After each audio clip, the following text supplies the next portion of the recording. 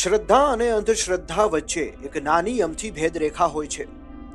લોકો જ્યારે અંધશ્રદ્ધાના વમળમાં ફસાઈ જાય છે ત્યારે તેને આર્થિક માનસિક નુકસાન તો થતું જ હોય છે, સાથે સાથે ક્યારેક પોતાના જીવથી પણ હાથ ધોઈ બેસે છે.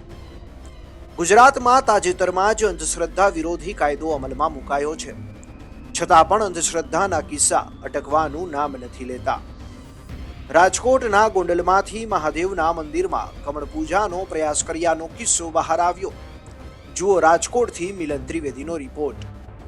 ગોંડલના ધર્મેન્દ્રસિંહ ઝાલાએ ચંદ્રમૌલેશ્વર મંદિરમાં પોતાના ગળા પર તીક્ષ્ણ હથિયાર ચલાવી દીધું.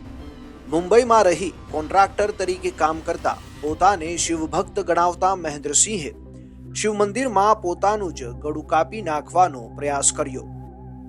જો કે હતાશામાં આવીને આવું પગલું ભર્યાનું પ્રાથમિક તારણ કાઢવામાં આવી રહ્યું છે અને પોલીસે આગળ તપાસ હાથ ધરી છે. સાંભળો વિજ્ઞાન જાથાના ચેરમેન જયંત પંડ્યા આ ઘટના વિશે શું કહી રહ્યા છે. જયંતભાઈ, શું કહેશો? કમળ પૂજાની ઘટના સામે આવી છે, ગોંડલની આ ઘટના છે.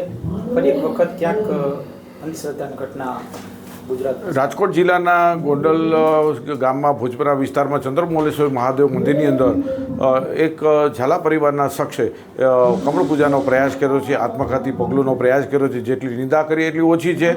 મુંબઈથી હમણાં થોડાક સમય માટે આવ્યા છે. હતાશાના પરિણામ અમે તપાસ કરી હતી. ગોંડલ પણ અમે માહિતી મેળવી, સ્તોત્રો ઊભા કર્યા છે.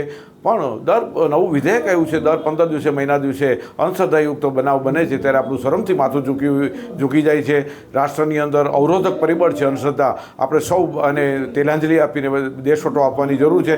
ત્યારે આ અવરોધક પરિબળને આપણે સાથે મળી અને પુનરાવર્તન ન આવું બનાવનું પુનરાવર્તન ન થાય તેવો સહિયારો પુરુષાર્થ કરીએ. આ કમળ પૂજા, પશુ બલિ, પક્ષી બલિ કે માનવ બલિ આવા કોઈ પણ કૃત્ય થવા ન જોઈએ અને આની જેટલી નિંદા આ માફ કરવા યોગ્ય નથી. અને અમે જાત માહિતી મેળવવા માટે સ્થળની મુલાકાત લેનાર છે અને સત્ય હકીકત છે લોકો સમક્ષ મૂકનાર છીએ.